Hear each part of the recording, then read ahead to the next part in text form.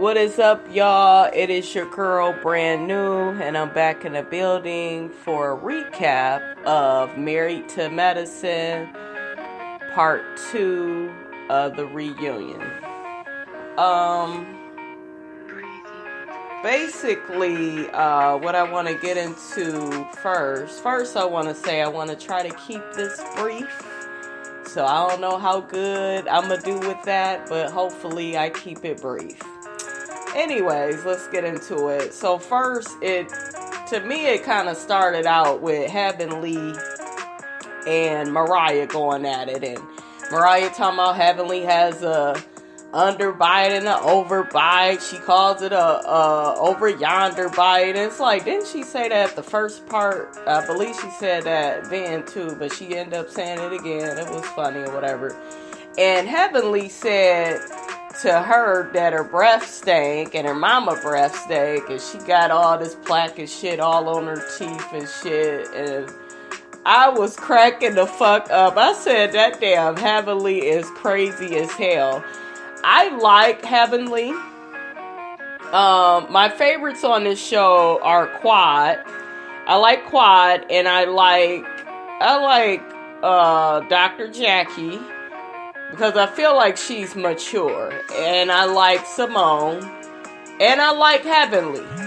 Heavenly is right up there, honestly, with the rest of them. At first, I didn't like her all like that. But I like her. And you guys have to remember, this is my first time really watching this show this season. All the way up to season 4. So yeah, I'm going to catch up on the other seasons and try to figure out more of these relationships. But yeah, that shit was so funny how Heavenly kept going, at Mariah's ass. Mariah is a bitter ass bitch. She wants to be against everybody on the cast. It is just so obvious, It's like, you laugh and you're back for what? It's like nobody likes you no more. You're jealous and everybody likes Quad, and that's why she still has this, I don't know, she has a disdain, I would say, for Quad.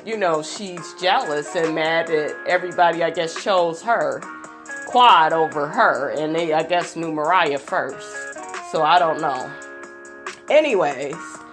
So that's pretty much what happened with that part. There's a couple other parts I really want to get into. And the next part, I want to touch on. Let's get on Curtis and Jackie real quick. Okay, so I'm going to say this. I am 100% on Curtis's side when it comes to this situation, because I feel like when you go to work, you don't just work for things, you work to provide. And I feel like Dr. Jackie doesn't want to give energy to the marriage the way she does her career. And to me, that was very obvious when she said something to the effect of, oh, if things don't work out with us, I want him to be happy. And, and to me right there, that was kind of her way of saying, I kind of give up on this. Because my thing is this. You wanted a child. You didn't get your child that you wanted with him. But you still agreed to be in the marriage, so you can't feel resentment towards that. I understand that's something that you wanted, but if you felt like you couldn't compromise on that, then I feel like she should have left then. That's what I'm saying. So that's pretty much how I feel about that, but I feel like I'm with Curtis, because Curtis is letting her know you can't work so hard just for things. Just to have things. It's about the relationships that you have. It's not just about working with your patients. You have to take care of home. And even Eugene stepped in and said, hey, I got to take care of home. I'm a worker bee too, and I love it when I'm at my job. I feel good when I'm at work. But, I have to balance home and work, and it's just what you have to do. So it's like everybody is trying to tell Dr. Jackie ass that, and her ass don't listen. She's not hearing it. And I thought towards the end of the season, she was getting that. Because remember, she had planned that nice dinner for him. So it's like, I didn't understand what happened to that. It's like now she's back in the mode where it looks like she gave up.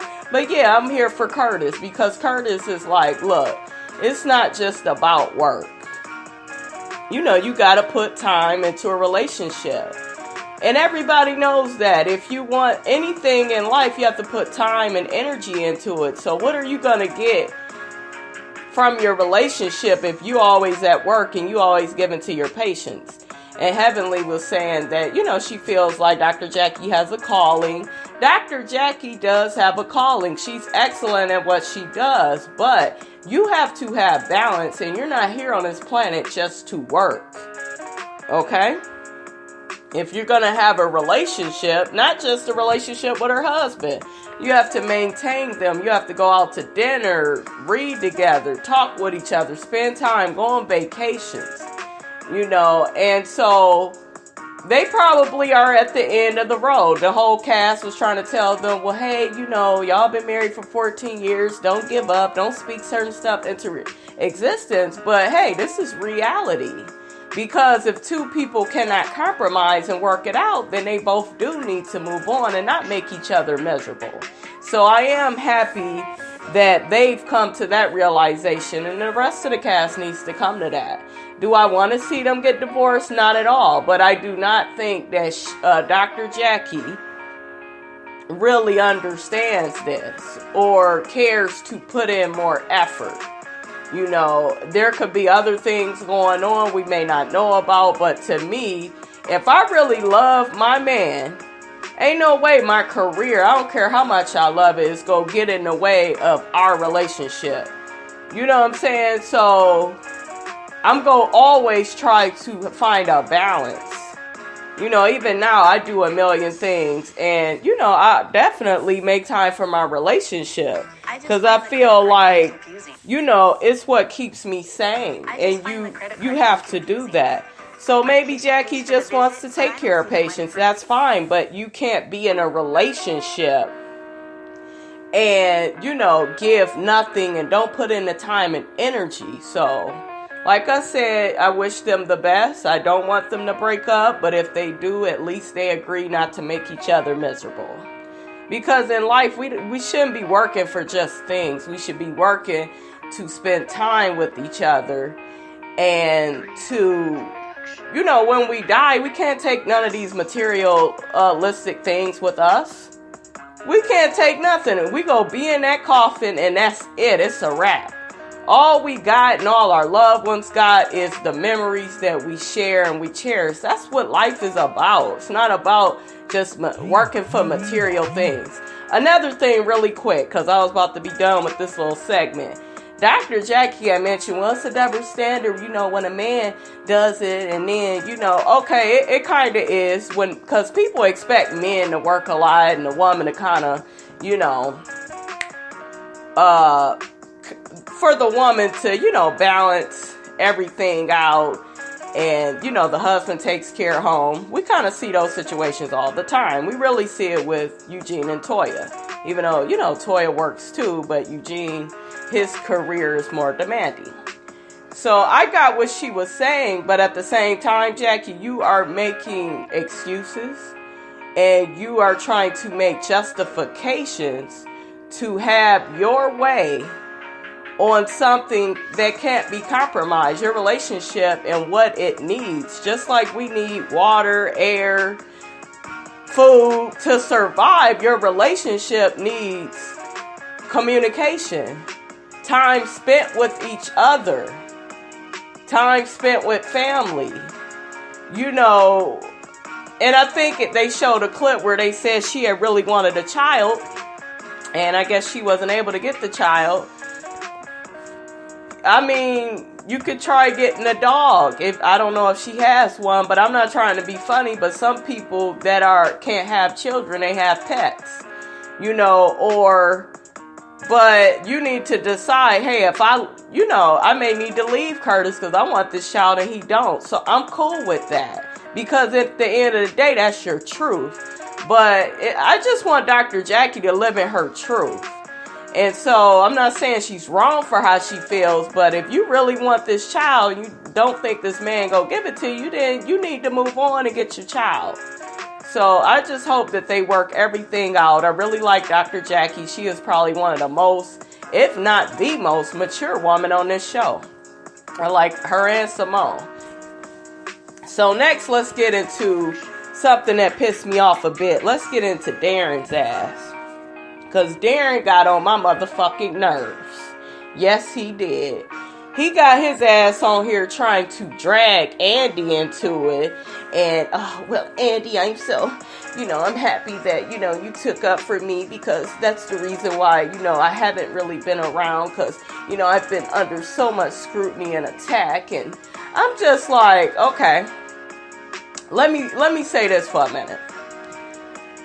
I'm human. I can understand if people keep calling you something that you're not, it's going to piss you off and irritate you. I get that as being a human. And I get that that's probably why, he wasn't around and didn't really want to be around like that. I can get with that.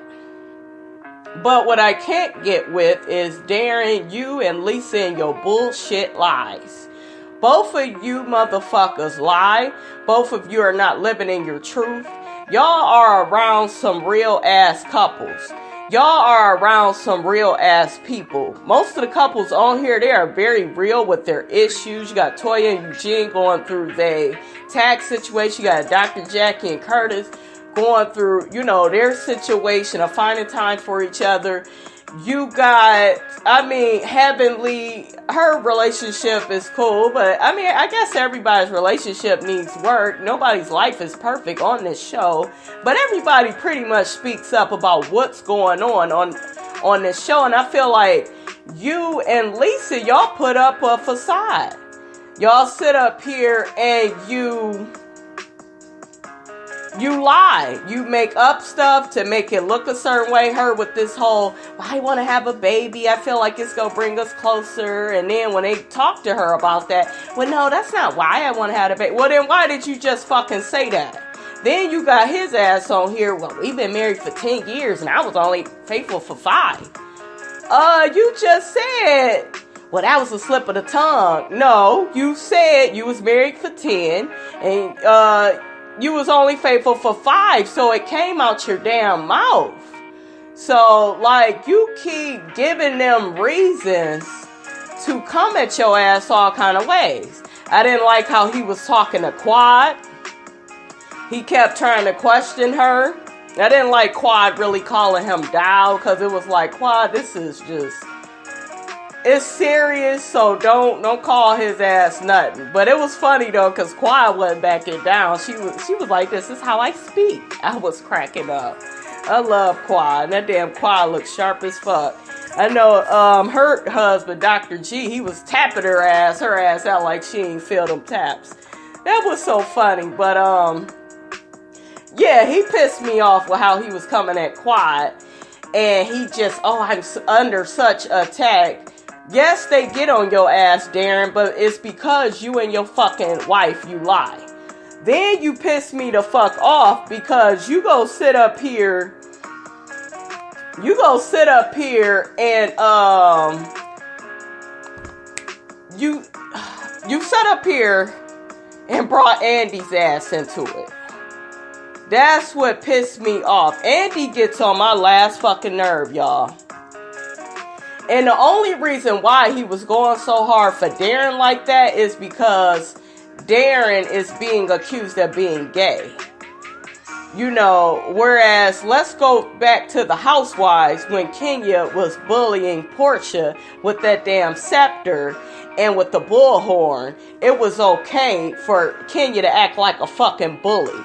It was okay. And then once Portia dragged her, here go Andy. Well, do you feel bad? And that was wrong. He sent Portia home. Andy is gay. That's just what it is. He's gay. And that's fine. But you are not the poster child, Andy, for what's right and